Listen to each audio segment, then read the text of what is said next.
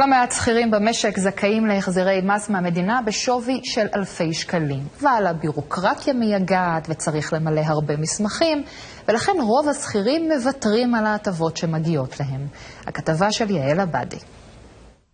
אין כמעט שכיר שלא מכיר את הטופס הזה, טופס 106 שמחולק על ידי המעסיק ובודק את אישורי ההשתכרות והניקויים השנתיים. על בסיס הנתונים האלה אמור כל עובד לבדוק את הזכאות שלו לקבל החזר מס מהמדינה. אבל מסקר שערכה חברת עוקץ מערכות עבור תוכנית חיסכון עולה שרק עובדים מעטים פונים כדי לממש את זכאותם. אף אחד לא מספר ששוכבים מיליארדים שמחכים לאנשים שיבואו ויבקשו את החזרי המס. המדינה לא יוזמת, היא לא קוראת לאף אחד, היא לא מפרסמת שמגיעים החזרי מס, ולכן לפי מחקרים שבוצעו, רוב השכירים בכלל לא יודעים שמגיעים להם החזרי מס. על פי הסקר שנערך בקרב כ-3,500 שכירים בעסקים קטנים ובינוניים, כמעט 9 מכל 10 עובדים במשק סבורים שהם לא עומדים בקריטריונים ולכן לא טורחים בכלל לבדוק את הנושא. שליש מהנשאלים העידו שהם חוששים להעיר את מס הכנסה, כלומר מפחדים שבמקום החזר מס ימצא פקיד השומה דרך לאלץ אותם איכשהו לשלם תוספת מס. אחוז גבוה יותר אמרו שהגורם המרתיע מבחינתם הוא הבירוקרטיה, חוסר הרצון להשקיע אנרגיה בפילוס הדרך עד לקבלת ההחזר הנחשק.